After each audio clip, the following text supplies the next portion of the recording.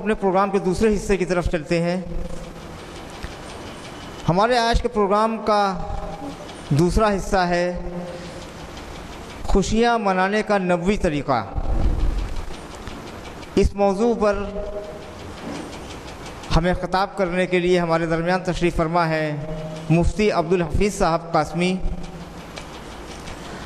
آپ ریاض میں ایک مدرسے میں استاد ہیں، مدرسہ رواد التربیہ سعودی عربیہ ریاض میں ہے۔ آپ وہاں ایک استاد کے فرائض انجام دے رہے ہیں۔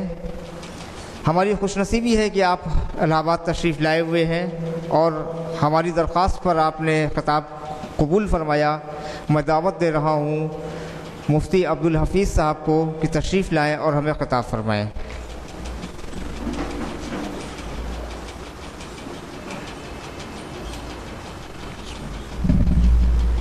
السلام علیکم ورحمۃ اللہ تعالی وبرکاتہ۔ بسم اللہ الرحمن الرحیم، نحمده ونصلي ونسلم على رسوله الكريم، أما بعد، قال الله تعالى في القرآن الكريم: أعوذ بالله من الشيطان الرجيم، بسم الله الرحمن الرحيم، ولتكملوا العدة ولتكبروا الله على ما هداكم ولعلكم تشكرون۔ برادران اسلام، عزیزان قوم و ملت، حاضرین مجلس، نیز پردہ نشین خواتین حضرات، یہ رمضان کا مہینہ مبارک مہینہ چل رہا ہے اور دوسرے عشرے کے آخری ایام کو پہنچ چکا ہے، اور ایک عشرے کے بعد پھر عید الفطر کے دن آئے گا۔ اسی مناسبت سے آج کے پروگرام میں خوشیاں منانے کے نبوی طریقے کو اختیار کیا گیا ہے۔ سب سے پہلے ہم شکر گزار ہیں IERO کے ذمہ داران برادرم ضیاء شمس اور سلمان صاحبان کا کہ جو یہ دونوں حضرات اس پروگرام کو سلسلے سیرت نبوی کو مستقل چلا رہے ہیں اور سبھی لوگوں کی پیاسوں کو بجھا رہے ہیں۔ یہ سلسلہ بہت ہی مبارک سلسلہ ہے جس کے ذریعے سے روح کو تازگی محسوس ہوتی ہے اور ایمان تازہ ہوا کرتا ہے۔ بہت ضروری چیز ہے کہ یہ سلسلہ جو ہے اس ماحول میں چلنا چاہیے، ورنہ لوگ دنیاوی ماحول میں پل کر کے اس سے غافل ہو چکے ہیں۔ اور پھر ساتھ ساتھ جو دونوں کڑیوں کو لے کے چلا جا رہا ہے، قرآن حدیث کو سامنے لیتے ہوئے اور دیگر ہمارے دوسرے بھائیوں کو بھی کتابوں اور ویدوں کی روشنی میں اسلام اور نبی کی وضاحت کرتے ہوئے، تو اس طریقے سے عالمی بھائی چارہ اور محبت اور میل ملاپ کا سلسلہ قائم ہو جائے گا۔ اللہ تعالیٰ تمام انسانوں کے بیچ میں انسانیت اور محبت کو قائم دائم رکھے۔ دوستوں اور ساتھیوں،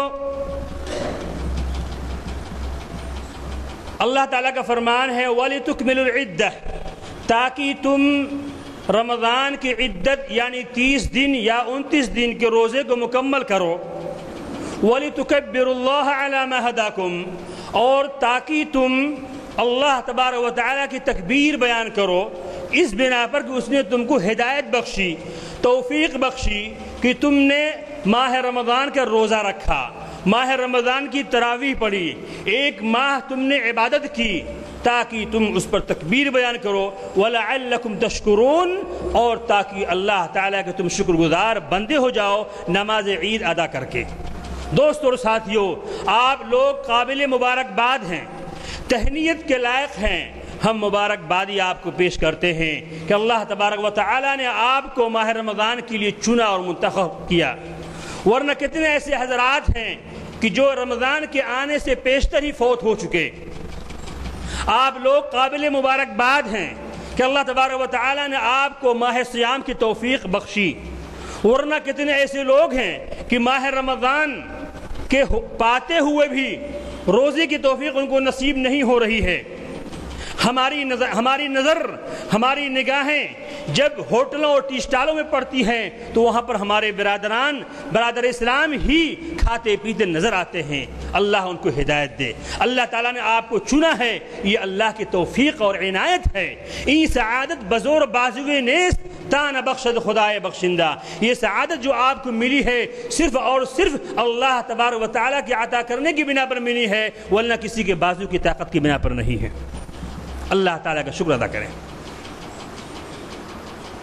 تو یہ عید الفطر کے دن اس کو یوم الجائزہ کہا جاتا ہے، انعام کا دن، یوم الفرح، خوشی کا دن۔ اسی لیے حدیث کے اندر آیا، اللہ کے رسول نے فرمایا کہ للصائم فرحتان فرحت عند فطرہ وفرحت عند لقاء ربہ۔ روزے دار کے لیے دو خوشیاں ہوتی ہیں، ایک خوشی تو اس کے افطار کے وقت اور دوسری خوشی اس کے رب سے ملاقات کے وقت۔ تو پہلی خوشی جو اس کے افطار کے وقت ملتی ہے، ایک تو روزانہ کی خوشی ہے کہ جب افطار بندہ کرتا ہے تو اس کو خوشی محسوس ہوتی ہے۔ دو بندوں کو بیٹھا دیا جائے، ایک روزے دار ہو دوسرا غیر روزے دار ہو، اور دونوں کے سامنے لسی اور شربت اور سارے افطار کے آئٹمس پیش کیے جائیں، جو مزہ اور مٹھاس حلاوت روزے دار کو ملے گی، ہر گھونٹ میں اس کو مزہ ملے گا، لذت ملے گی، وہ غیر روزے دار کو نہیں مل سکتی۔ اور اسی طریقے سے دوسرا مطلب اس حدیث کے یہ ہے کہ یوم الفطر، عید الفطر، یوم الجائزہ جس کا نام ہے انعام کا دن، اس دن روزے دار کو جو خوشی محسوس ہوگی، اس کے دل کی خوشی جو محسوس ہوگی، غیر روزے دار کو خوشی محسوس نہیں ہوگی، کیونکہ وہ دن انعام اور اکرام کا دن ہوگا۔ اللہ تبارک و تعالی نوازے گا اپنے ان بندوں کو جنہوں نے ایک ماہ روزہ رکھا اور قیام کیا۔ تو روزے دار کے لیے دو خوشیاں ہیں، ایک خوشی اس کے افطار کے وقت، دوسری خوشی اس کی ملاقات کے وقت۔ حدیث کے اندر آیا، اللہ کے رسول نے فرمایا کل عمل ابن آدم لہ، ابن آدم کے سارے اعمال ان کے لیے ہے، الحسنۃ بعشر امثالها، ایک نیکی کے بدلہ 10 گنا ہو جائے گا، الی 700 ضعف، 700 گنا تک بڑھ جائے گا۔ قال اللہ عز وجل الا الصوم، اللہ تعالیٰ کہتا ہے مگر روزہ، اس کو الگ کر دو، روزے کو علیحدہ کر دو تمام نیکیوں سے، الا الصوم فانہ لی، کیونکہ روزہ میرے لیے ہے، روزہ میرے لیے ہے، وَأَنَا أَجْزِي بِهِ، اور میں ہی اس کا بدلہ عطا کروں گا۔ اللہ اکبر، کتنا بڑا اعزاز ہے دوستو، کتنا بڑا اکرام ہے کہ اللہ تبارک و تعالی خود اپنے دست مبارک سے روزے داروں کو جو ہے ان کا انعام دے اور ان کا جزا اور بدلہ دے۔ آخر وجہ کیا ہے؟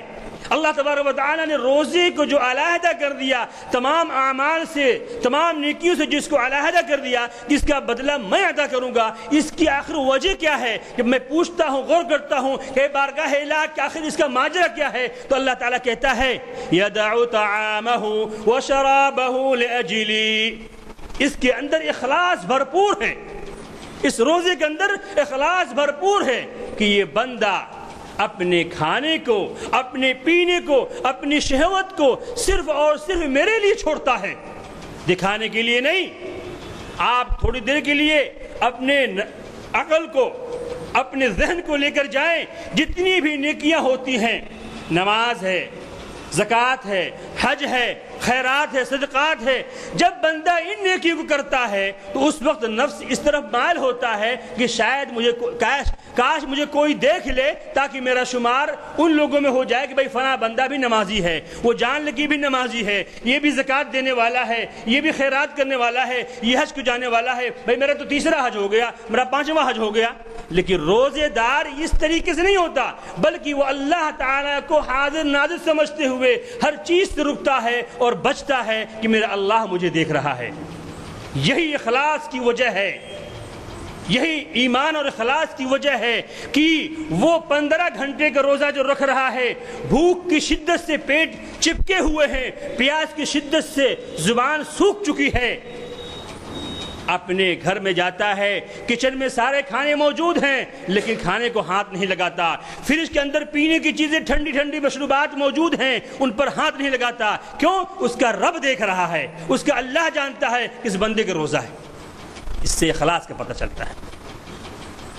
بیڈ روم میں ہوتا ہے، اس کی بیوی تنہا ہوتی ہے، لیکن کیا مجال ہے کہ غلط نگاہ ہو جائے، غلط حرکت ہو جائے، یا بیوی سے ہم بستر ہو جائے، صرف اور صرف اس لیے کہ اس کا اللہ دیکھ رہا ہے اور یہ روزہ اس نے صرف اپنے اللہ کے لیے رکھا ہے۔ یدع طعامہ وشرابہ لاجلی، کہ وہ میرا بندہ جو اپنے کھانے کو اپنے پینے کو صرف اور صرف میرے لیے چھوڑتا ہے۔